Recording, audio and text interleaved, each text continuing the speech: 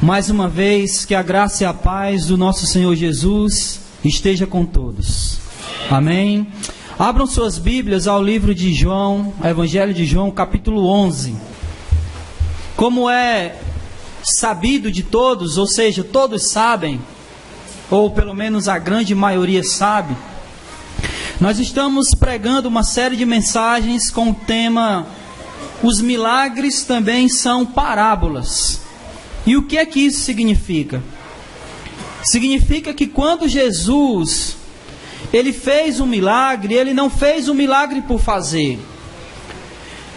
Ele não transformou água em vinho, simplesmente por transformar.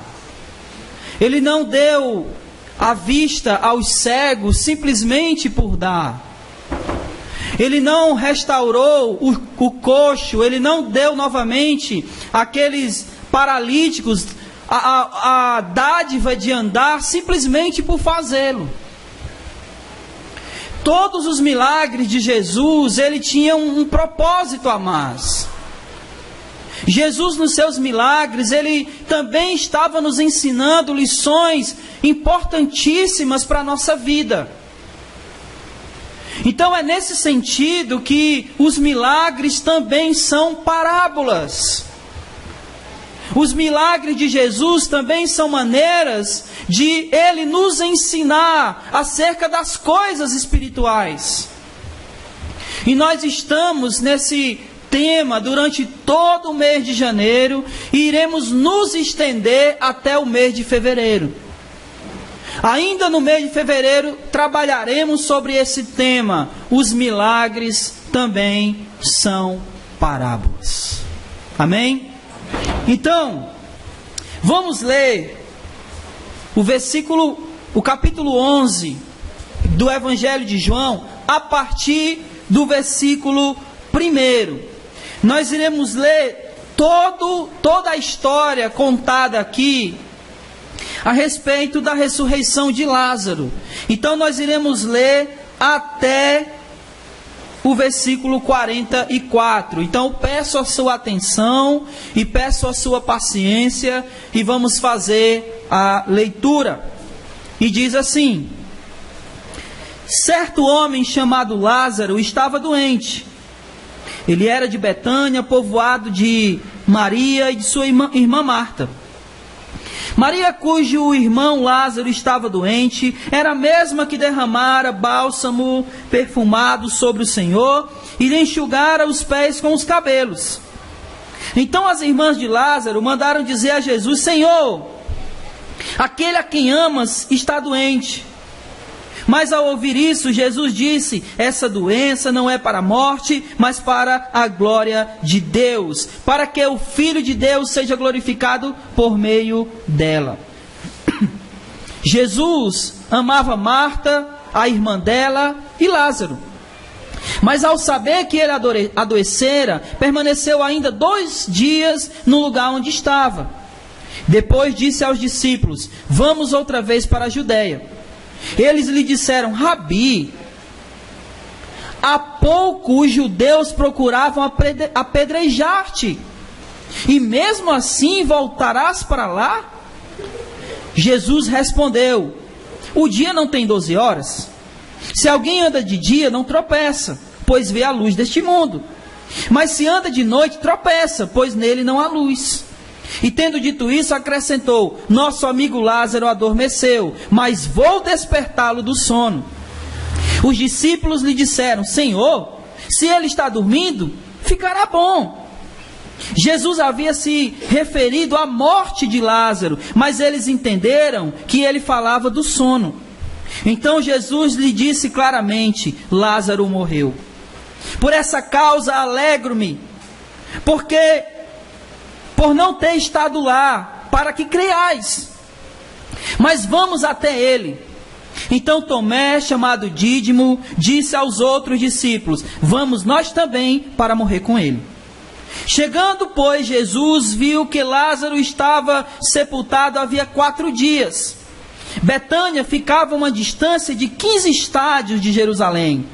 E muitos judeus haviam ido visitar Marta e Maria para consolá-la pela perda do irmão.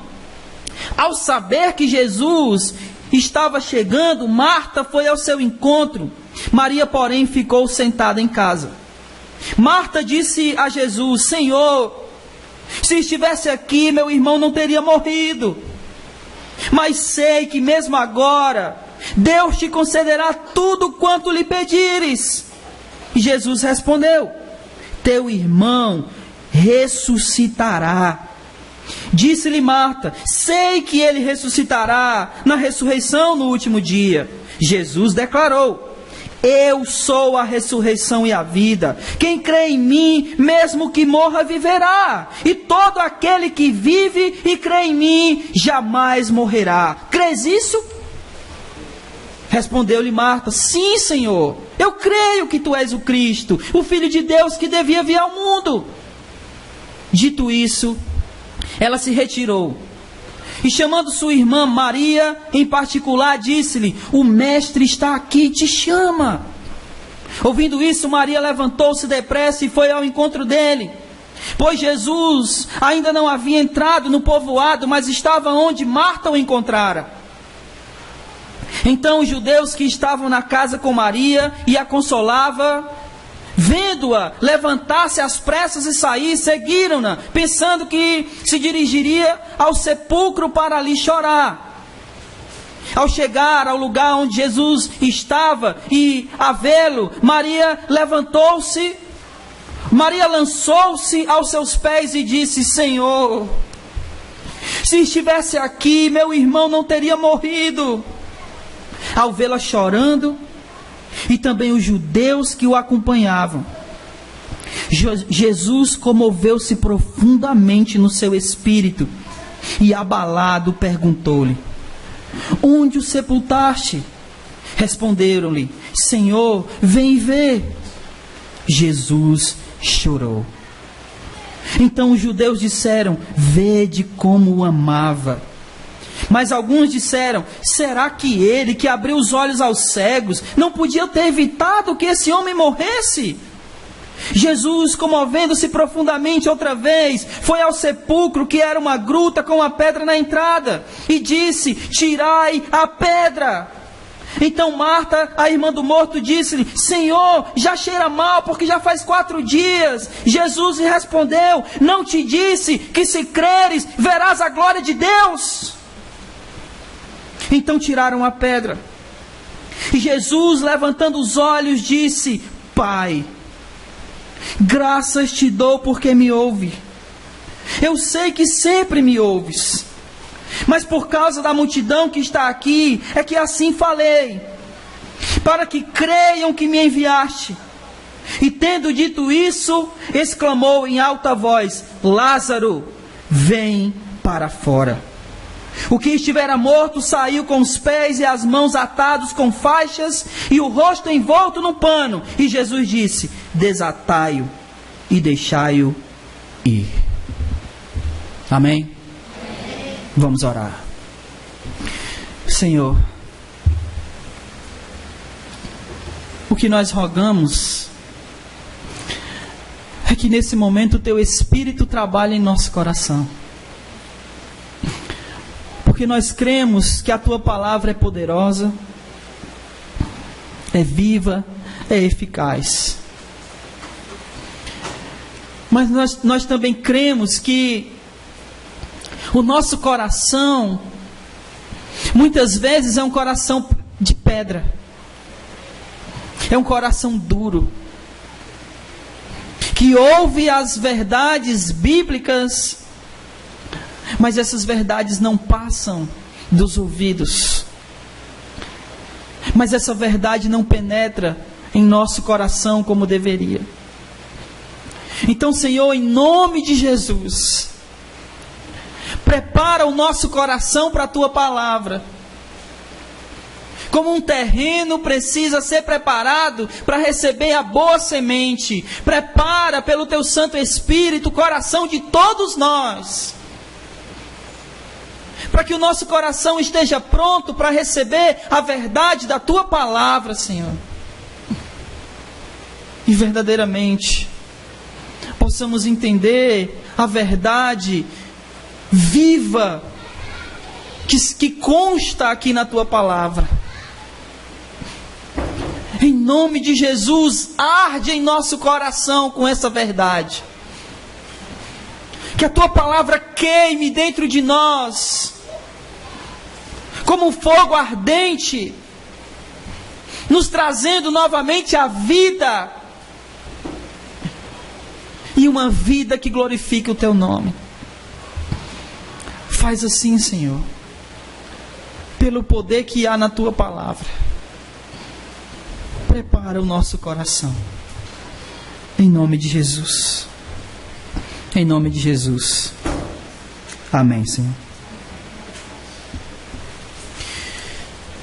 O apóstolo João está aqui no seu evangelho, quando ele conta a história de Jesus no seu evangelho, ele está muito mais do que simplesmente contando uma história. Ele está aqui no evangelho de João, mostrando a realidade do ser humano e a realidade a respeito de Deus. Ele não está contando histórias aleatórias a respeito de um homem que viveu, na época que ele escreveu esse evangelho aqui, que viveu há 30, 40 anos atrás, da época que ele escreveu esse evangelho. Ele não está apenas contando a história desse homem. Ele está aqui num relato, tentando mostrar a realidade acerca do ser humano e a realidade acerca de Deus.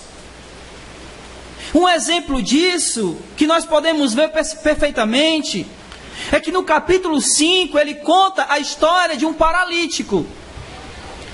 E esse paralítico, ele é a representação daquilo que o ser humano é. Um paralítico. E esse paralítico havia 38 anos prostrado numa cama.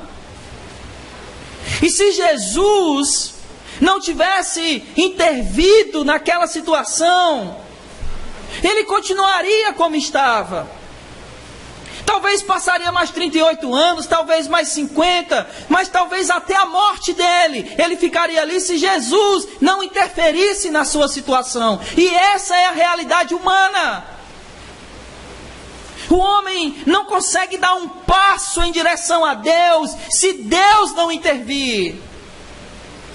Se Deus, com seu Santo Espírito, não nos tocar em nosso coração, jamais podemos ir em direção a Ele, porque é Deus, em última instância, que se revela a nós.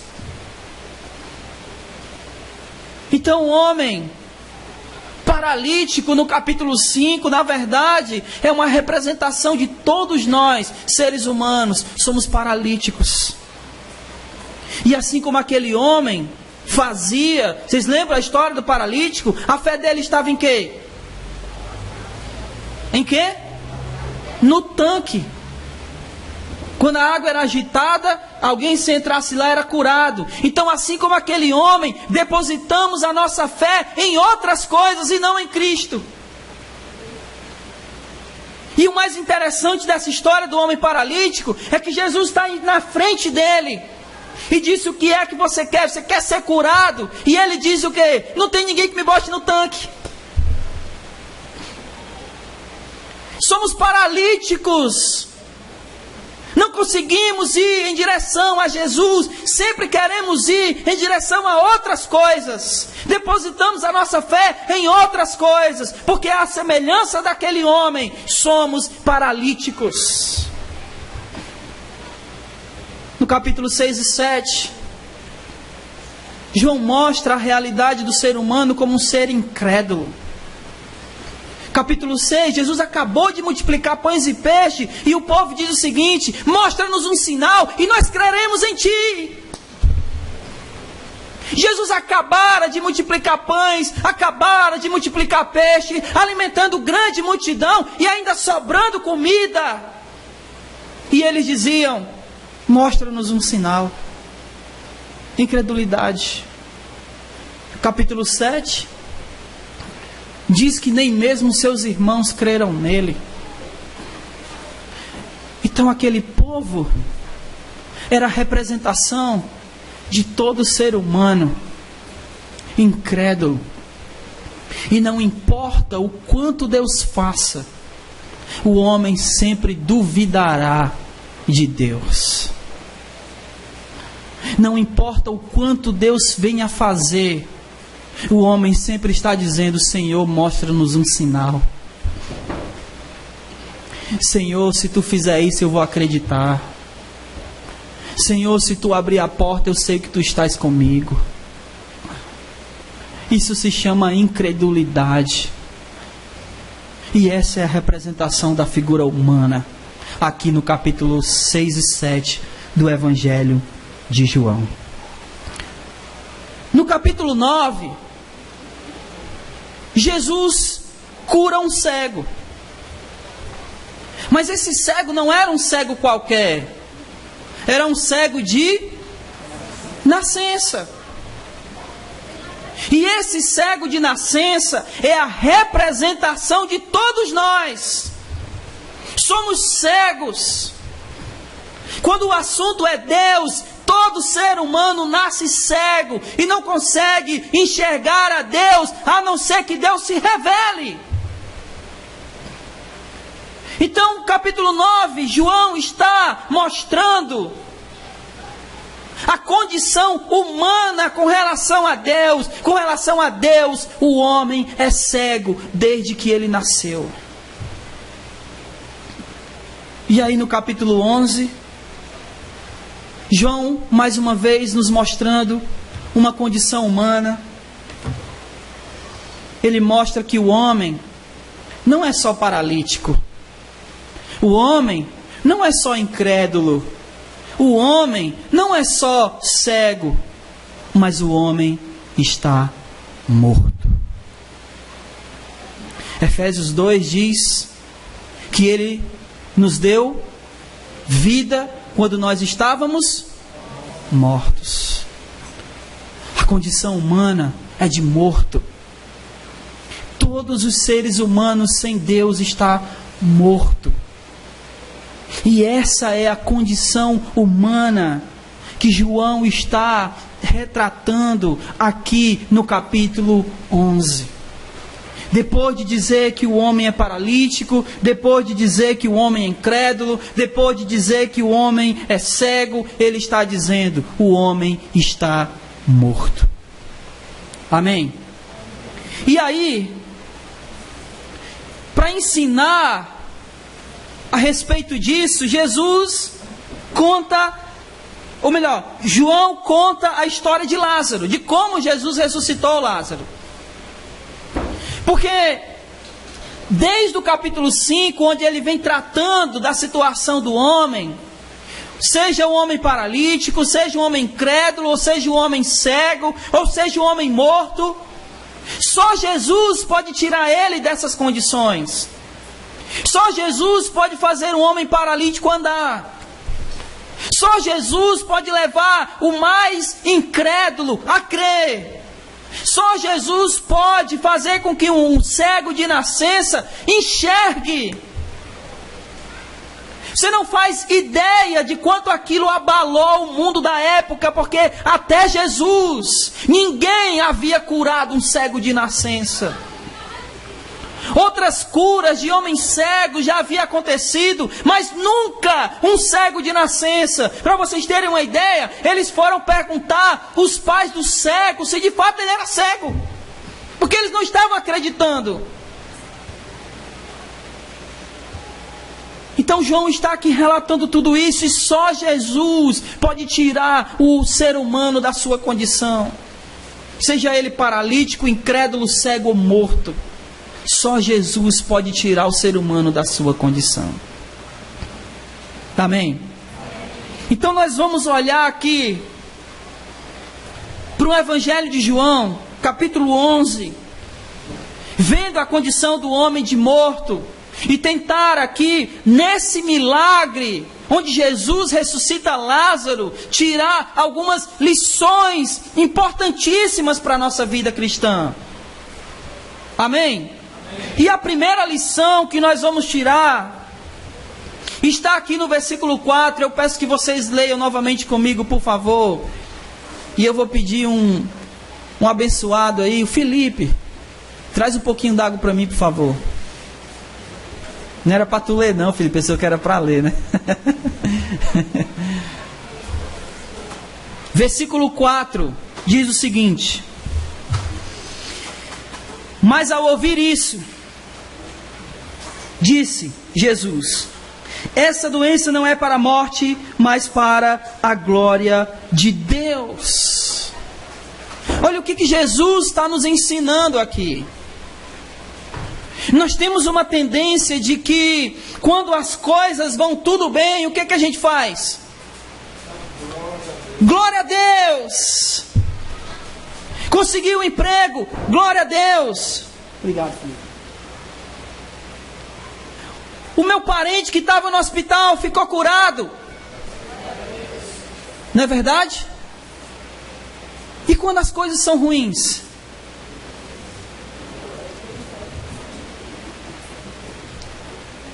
A gente murmura, né? Porque é o que a gente faz. E Jesus está dizendo: essa doença é para a glória de Deus. É claro que ele sabia o que ele iria fazer. Mas Jesus está nos ensinando aqui que independente daquilo que aconteça conosco, tudo é para a glória de Deus. E nós precisamos enxergar as coisas assim. Porque o que Jesus queria mostrar para aquelas pessoas que estavam ali com ele era a soberania de Deus, era o poder de Deus, era o quanto Deus é capaz de mudar uma situação que é impensável. Muitos outros já haviam ressuscitado mortos, mas ninguém ressuscita ninguém depois de 4 dias. Eu não sei se você sabe, mas os judeus acreditavam que até 3 dias alguém poderia ressuscitar do nada. Então, eles até aguardavam um determinado tempo para ver se realmente a pessoa morria antes de sepultá-la. Então Jesus demora 4 dias, porque se você prestar atenção, o texto que nós lemos diz que ele demorou quantos dias para ir? Ele permaneceu onde ele estava quando recebeu a visita, a notícia. Ele ainda permaneceu 2 dias, e os outros 2 dias foi para chegar lá. Então Jesus, ele não só não chegou lá, mas ele perdeu o quê? Ele perdeu o quê? O funeral. Imagine, você diz assim: eu amo fulano. Fulano morreu. Aí você diz: não, quando ele for sepultado eu vou. Quando a gente leu aqui que os judeus disseram: olha, veja como ele amava. Vocês pensam que eles falaram isso do nada? Eles falaram isso porque se Jesus amava de verdade Lázaro, por que ele não foi logo? E só depois deles verem as lágrimas de Jesus foi que eles disseram: realmente ele amava.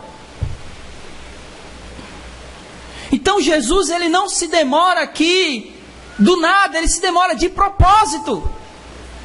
Porque para o judeu tinha que esperar 3 dias, então ele chega no 4º. Para que todo mundo consiga perceber o poder de Deus, a soberania de Deus, o senhorio de Deus e o cuidado de Deus. E quando todo mundo vê isso, todo mundo possa dizer: glória a Deus. Glória a Deus. E glória, versículo 4. Glória a Deus, para que o Filho de Deus seja glorificado por meio dela. Glória a Deus e glória a Jesus. É isso que Jesus está nos ensinando aqui, em primeiro lugar. Que tudo que acontece em nossas vidas, a gente possa enxergar que glória a Deus por isso. Glória a Deus quando faltar o emprego, glória a Deus quando acontecer alguma coisa, glória a Deus. Porque tudo é para a glória dele. Tessalonicenses Paulo vai falar isso no capítulo 5. Em tudo dai graças. Mas nós temos uma mania muito feia de só glorificar nas bênçãos. Seja honesto. Quando você diz assim, ó, Deus é fiel, o que está passando na sua cabeça?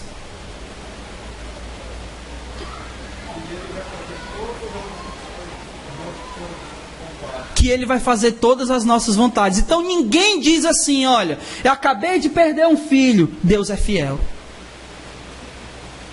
Você diz isso? Mas deveria.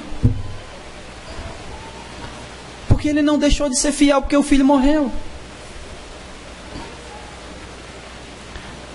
Eu orei e o meu parente não saiu do hospital.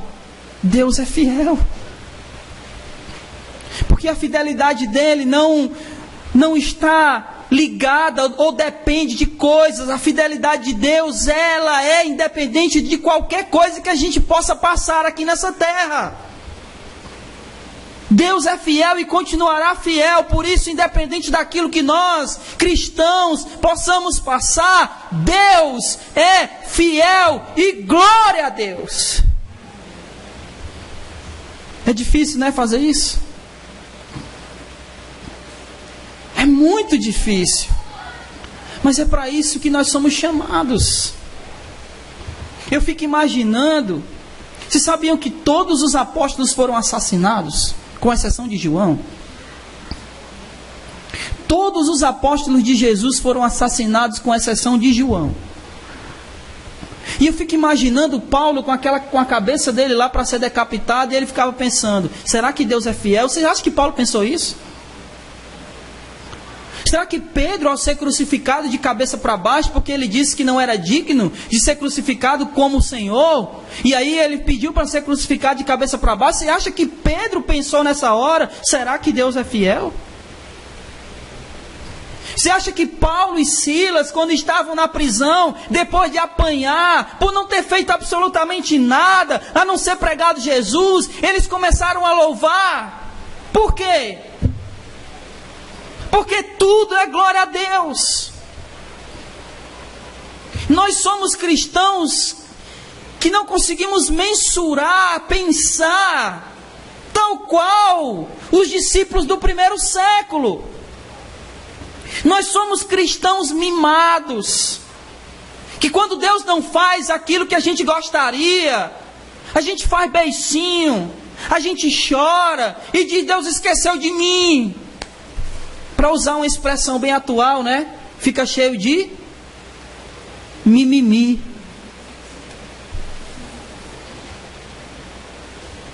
Paulo e Silas apanharam, começaram a glorificar e disseram o seguinte, Senhor, obrigado por nos achar digno de sofrer pelo Teu nome. E a gente não quer passar por nada. Absolutamente nada. Então, primeira lição aqui, quando tudo estiver de uma maneira, não da maneira como a gente gostaria, e se tudo estiver dando o contrário, ou se tudo estiver dando certo, não importa, glória a Deus, glória a Jesus, o seu Filho. Amém?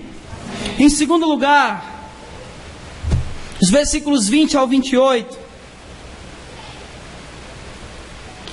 antes de ler, a lição aqui é a seguinte: a fé deve ser direcionada para a verdade, e a verdade é que a vida começa aqui. Preste atenção, eu vou já explicar isso.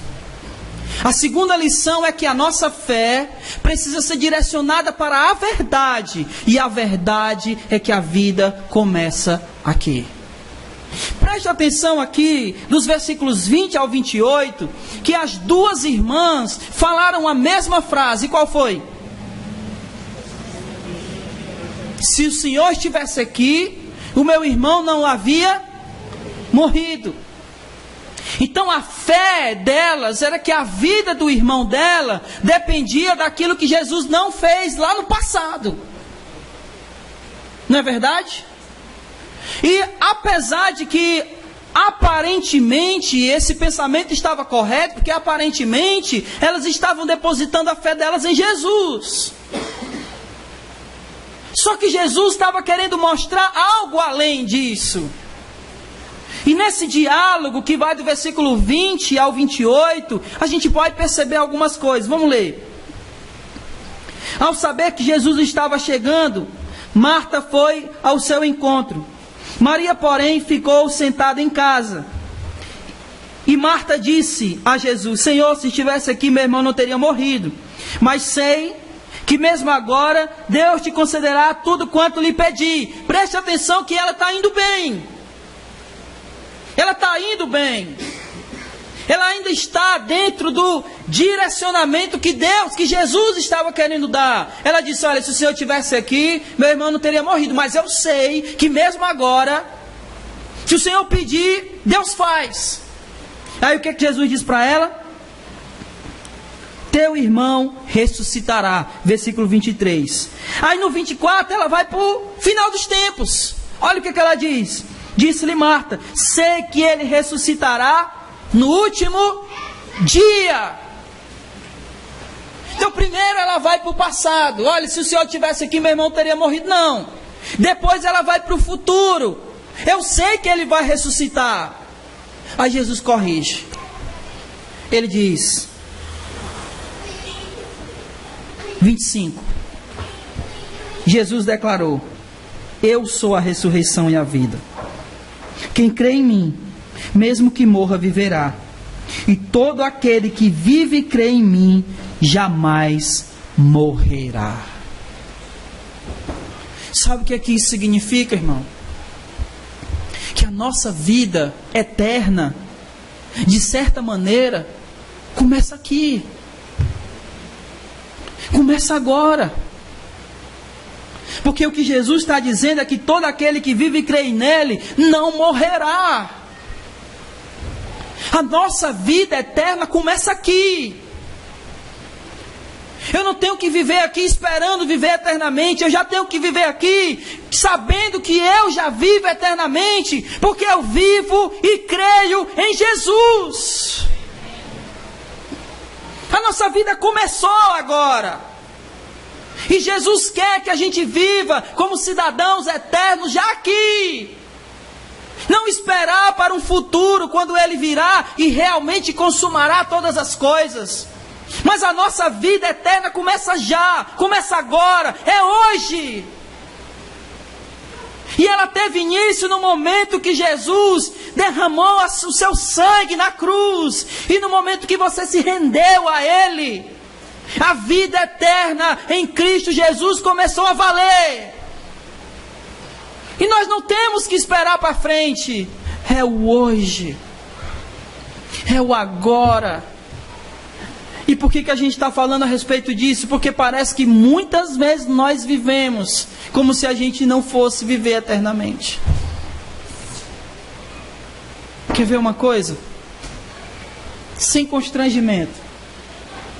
Sem constrangimento. Levanta a mão quem tem medo de morrer.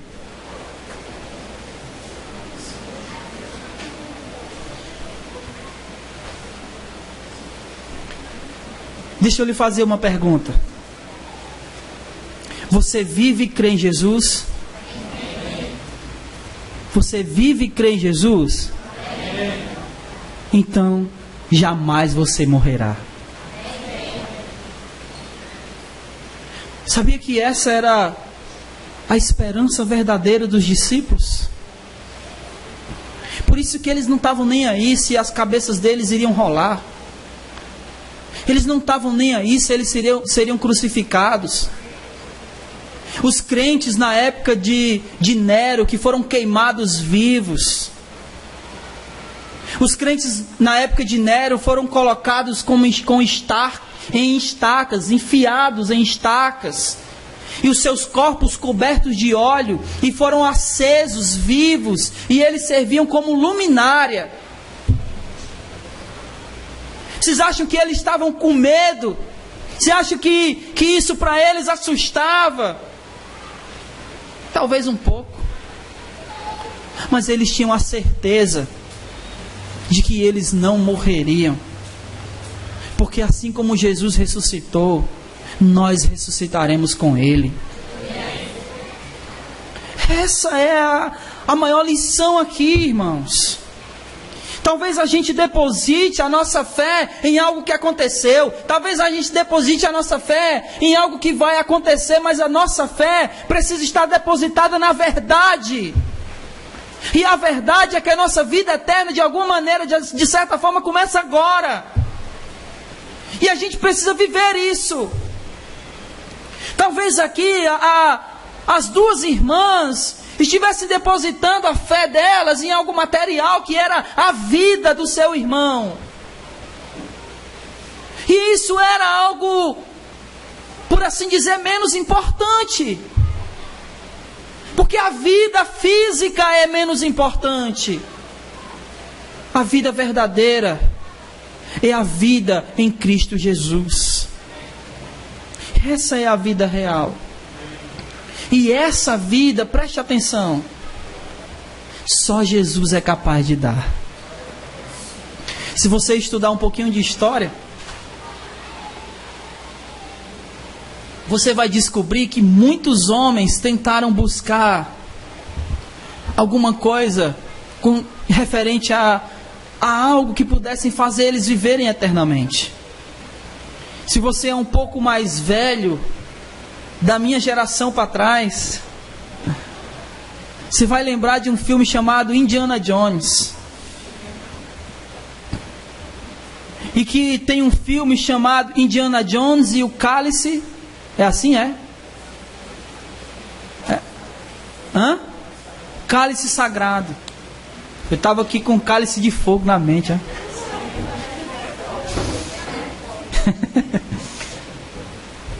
E nesse filme eles estavam atrás do cálice que quando você bebia de uma determinada fonte, a pessoa vivia para sempre. Então a história da humanidade, o homem sempre buscou viver para sempre. Sempre buscou alguma coisa que o fizesse não morrer, mas viver eternamente. Mas o que eles não sabem ou não sabiam é que só Jesus pode dar essa vida eterna. Porque Ele diz: eu sou a ressurreição e a vida. Jesus é a própria vida. Jesus é a própria ressurreição. E é por isso que é somente Ele que tem esse poder de dar algo que Ele é. Ele é a vida. Ele é a ressurreição. Tudo foi criado por intermédio dele, sem ele nada veio a existir. Portanto, aquele que é o Criador de todas as coisas, somente ele tem o poder para nos dar a vida e uma vida abundante.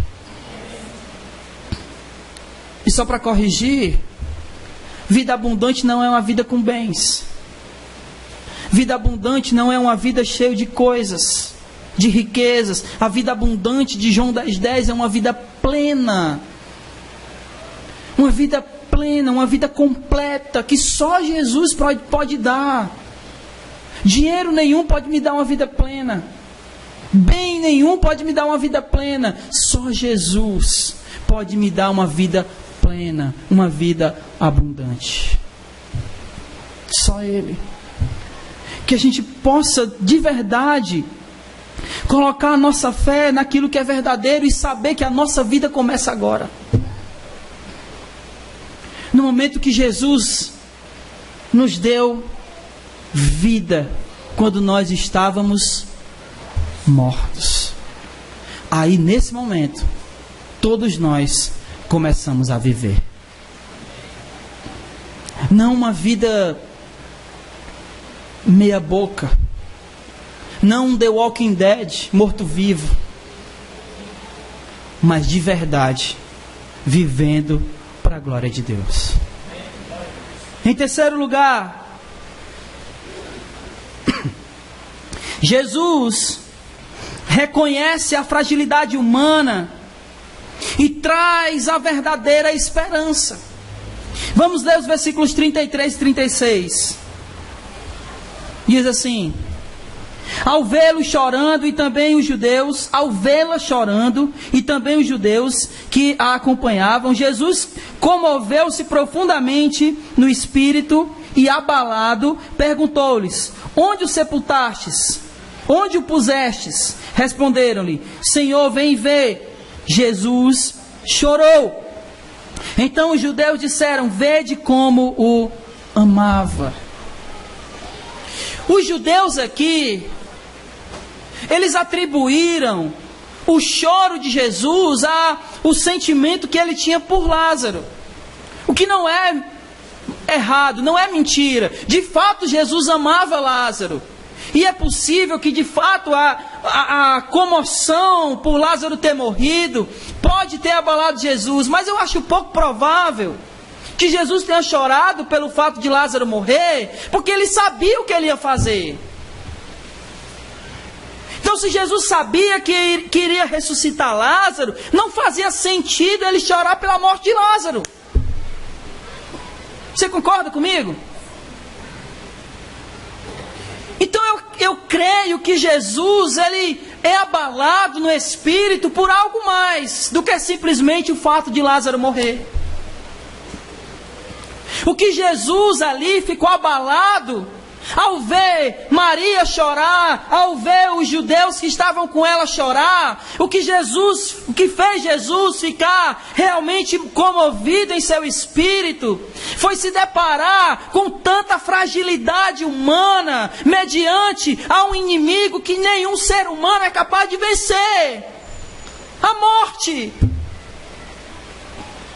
Ele olhou para aquela realidade de todas as pessoas que se sentem impotentes quando vê um ente querido partir e não puder fazer absolutamente nada para trazê-lo de volta. Jesus olhou para essa realidade humana e viu quanto nós somos frágeis diante da morte, e isso o angustiou profundamente e ele chorou.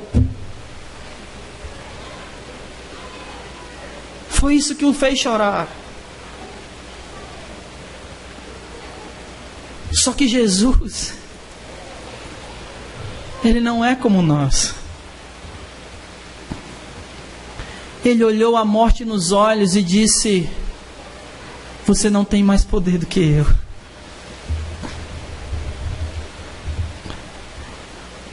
E ele olhou a fragilidade de todos nós e colocou a verdadeira esperança em nosso coração. E a verdadeira esperança é que, se nós estivermos com Jesus e Ele conosco, quando a realidade da morte olhar nos nossos olhos e disser para nós: é a sua hora, por causa de Jesus a gente vai poder dizer: eu não tenho mais medo de você, porque eu sei que o meu Redentor vive. E se Ele viveu, e se Ele ressuscitou ao terceiro dia, nós iremos ressuscitar com Ele também. O que Jesus estava fazendo era corrigindo a nossa perspectiva, o nosso medo perante a morte. Porque se a morte nos assombra ainda agora, quanto mais uma morte sem Jesus. Uma morte sem Jesus deveria nos assombrar toda hora. Porque uma morte sem Jesus nos levaria para um lugar que nós nunca seríamos capazes de sair, e não iríamos passar lá alguns minutos, algumas horas, alguns dias, alguns anos. A Bíblia fala que nós iríamos passar sem Jesus, quando morrer, a eternidade. E isso deveria assombrar qualquer ser humano. Mas graças a Deus, que em Jesus essa realidade muda.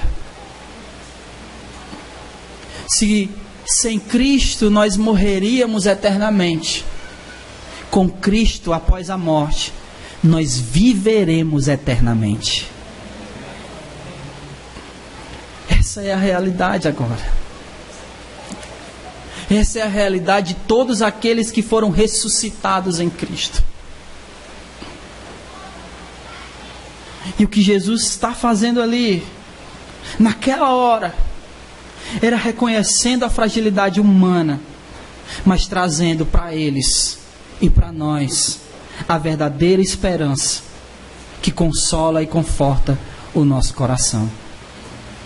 E a verdadeira esperança que conforta e consola o nosso coração é saber que mesmo após a morte, não ficaremos na morte. Deus em Cristo nos ressuscitará. Essa é a nossa esperança. E para finalizar, versículo 43, a quarta e última lição é que Jesus nos chama. Olha o que ele fala. Ou melhor, Jesus chama para fora. Olha o que ele diz no versículo 43. E tendo dito isso, exclamou em alta voz: Lázaro, vem para fora. É interessante que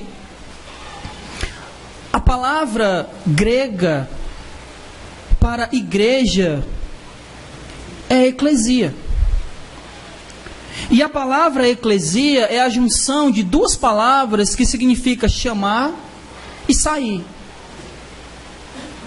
Apesar de que a palavra eclesia, que é a palavra grega para igreja, ela significa muito mais uma reunião do povo de Deus, a assembleia do povo de Deus. Esse é o significado de eclesia no Novo Testamento.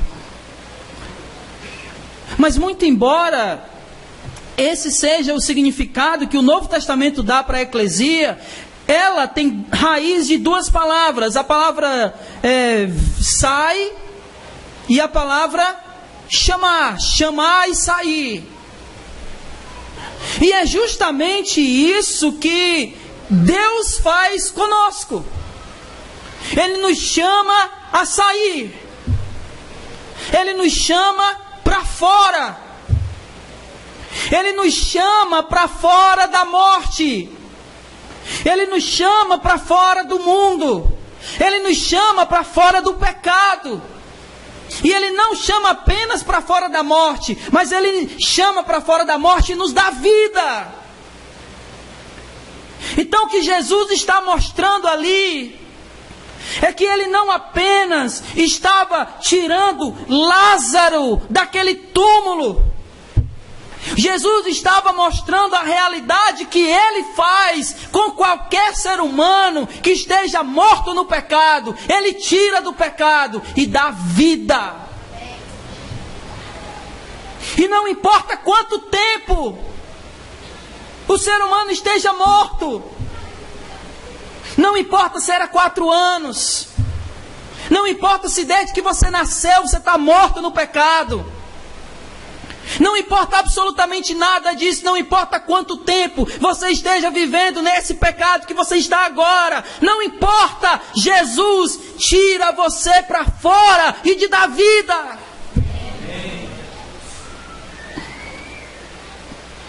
Esse é o ensinamento que Ele está dando para nós aqui. Para eles e para nós. Jesus chama para fora e nos dá vida nele mesmo, porque Ele é a ressurreição e a vida. Amém, irmãos? Para concluir, no texto onde é relatado esse milagre, esse milagre nos ensina que diante da fragilidade humana, o nosso Senhor Jesus nos chama para a vida. Diante da fragilidade humana, o nosso Senhor nos chama para a vida. E essa vida para a qual Ele nos chama, ela começa agora. Ela não começa amanhã.